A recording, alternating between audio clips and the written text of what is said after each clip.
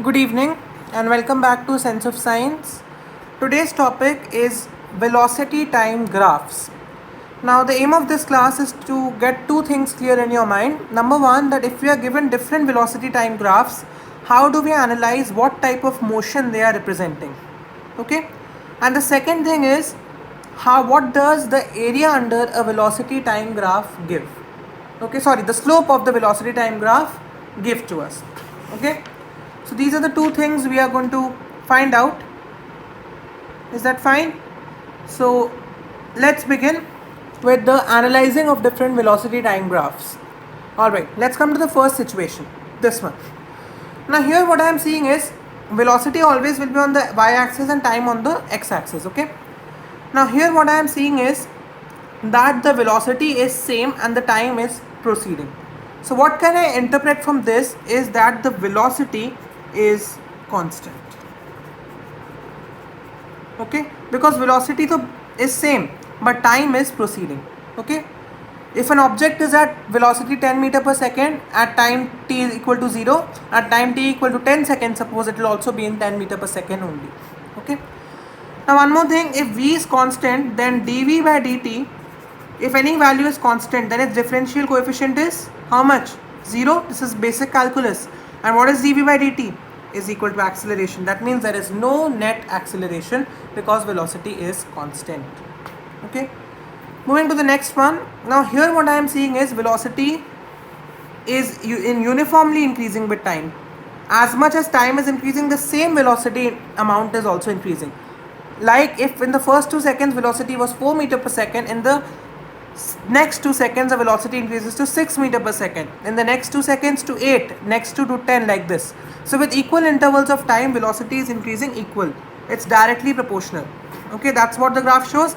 So that means what I am getting is the velocity here is uniform. The velocity is uniform and there is a uniform acceleration as well. A is uniform. The acceleration, which is the change in velocity, is same. Okay, velocity is increasing but it is increasing in the same amount in the equal intervals of time. That means the acceleration is same throughout the motion, hence it is a uniformly accelerated motion. Moving to situation number C. Now here, okay, one more thing on B is that the velocity starts from 0. That means the object was at rest. So it starts from rest. Okay, why? Because the velocity starts from 0. That means the object initially was at rest. Now in the third graph also we can see the situation is same. V is increasing with t equally. That means the acceleration is uniform. This we know. A is uniform because v is increasing in equal amounts with respect to time. But there is one difference between these two. Here the initial velocity was 0. That means the object was at rest in the beginning. But here already I have some velocity. Velocity is starting from some part in the y-axis, which represents that it was already a moving object. Okay, so hence it was not at rest initially. It was not at rest initially. That means the initial velocity was not 0 in this case. It was in this case. Okay, so can I give an example to differentiate these two cases?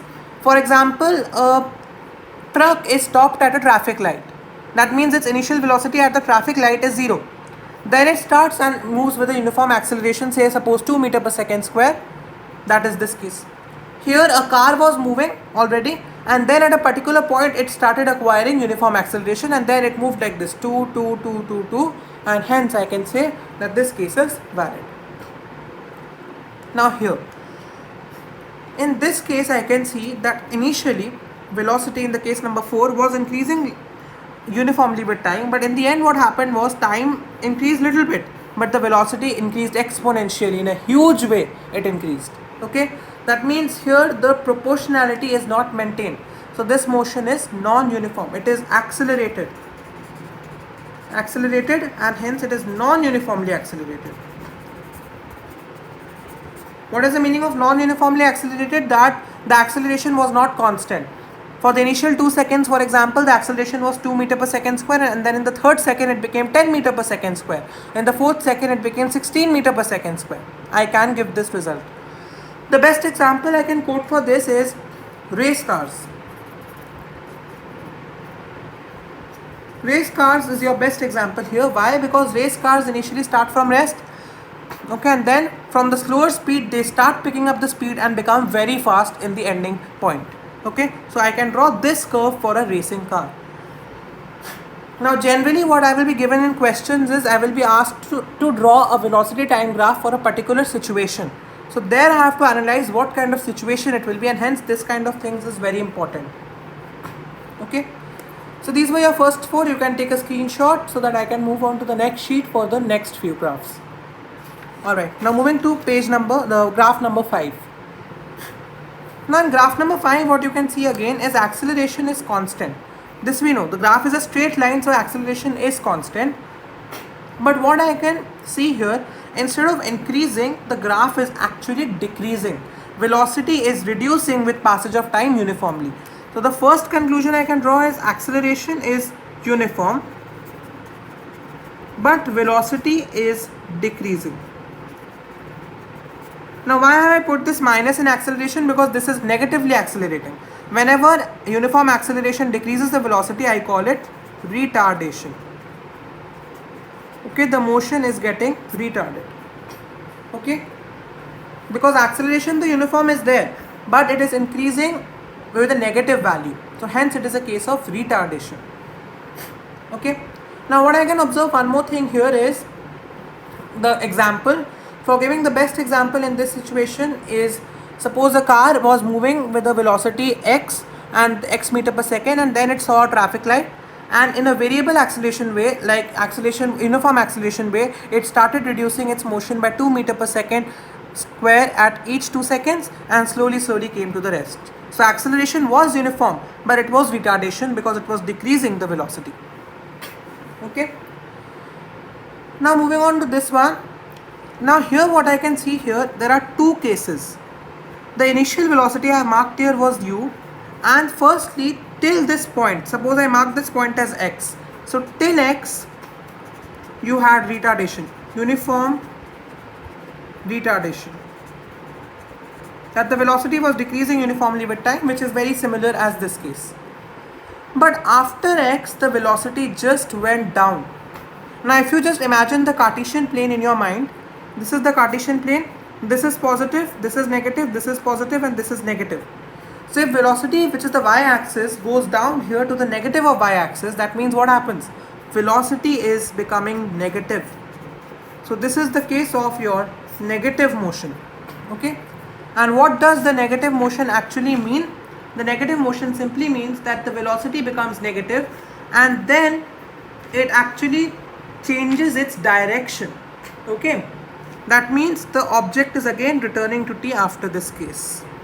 Okay, so why am I calling velocity negative in this case? Because it is going downward. This is the positive y-axis, this is the positive y-axis, and downward is your negative y-axis. Imagine the Cartesian plane for this reference.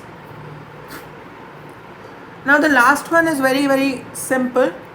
I can see that the velocity of course is not constant, so this is a case of non-uniform acceleration, which is first positive, then negative, then positive, etc.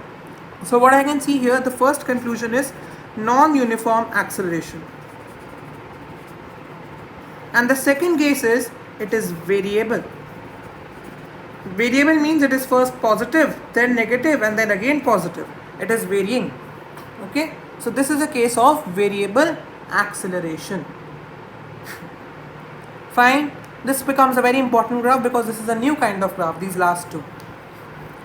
Alright, now we move on to the second agenda for today, that was area under the curve. Area under VT graph. So let me just draw one more VT graph for your reference. So suppose we take the first case only. This is your VT graph. Okay. Area under the graph means, if I talk about area under the graph, this is what I'm talking about. This area. Okay, I'm talking about this area. Now what does the area under the graph of velocity time graph give? It gives the distance traveled by the object. Displacement, I'm sorry. Displacement, or if you just ignore the sign, we can talk about distance also. Okay. If we ignore the signs and just keep it positive, that will be distance, or if you include the signs, it will be displacement. Okay, that's what is given by the area under the graph of velocity time graph. Now this concept for class 9 level can be directly learned, but if you take it into the higher studies of calculus, you know that velocity is represented by dx by dt. Rate of change of displacement is equal to velocity. Now dx is equal to v dt. Okay, this we know if we transpose dt here.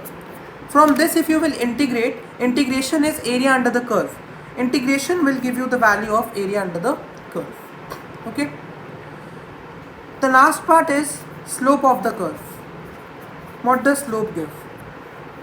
The formula of slope always means take 2 points on y-axis, that means take 2 velocities and take 2 times and subtract and divide them.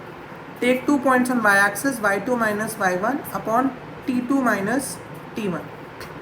Sorry, x2 minus x1, which are 2 points on x-axis, and their division gives the slope of a graph. Okay. Slope basically means at what angle the graph is aligned with the positive x-axis. Okay. Now y at this case is basically velocity. So y2 minus y1 becomes v2 minus v1 upon t2 minus t1, because x-axis is representing time here. Okay. Now t2 minus t1, let's put it as t. Let t2 minus t1 be t. v2 minus t1, v1. Difference of velocities. I can write this as dv by t dt. If it's small, I can write it as dv by dt, which is basically your acceleration using calculus. Okay. So hence slope of a velocity time graph will give you acceleration. Why does it give acceleration? Again, slope means 2 points on y-axis divided by 2 points on x-axis difference. Y-axis representing velocity, so v2 minus v1 upon t2 minus t1. And if it's a small case, instantaneous case, which we will take here, we'll get v2 minus v1 as dv and t2 minus t1 as dt. dv by dt is acceleration. Okay. Or else if you just take the general case also, this is change of velocity, this is time. Change of velocity with respect to time gives you acceleration. Okay, which is your basically the rate of change of velocity. Okay, that is the general case. Otherwise you can easily do it with respect to calculus. Okay. So hence in this video we have analyzed different types of velocity time graphs from which questions can be given to describe any motion. Okay, or it can be asked to find these two things, area under the graph or the slope of the graph, what they are representing, and sometimes if numerical values are given, they are asked for calculations as well. Fine. So with this we will close the class. And okay, just one more thing here before we close the class. Here if we see this graph once again, which is representing variable acceleration, if I was to find the area under the curve, how will I do it? I'll add this is positive, I'll subtract this. Okay, this will be the area under the curve. Okay, I'll add this because this is positive, this is negative, this is positive. So plus minus plus will give you the displacement. If I need to find distance, which is also area under the curve, I'll put this as plus and add all of them. Okay, this was one thing which is often asked as a 1 marker, so please remember it. So that's why this graph is very important. Okay, that's all. With this we close the class. Please do comment in the comment section in case you have any doubt. Thank you, and please do like, share and subscribe the channel. Thank you.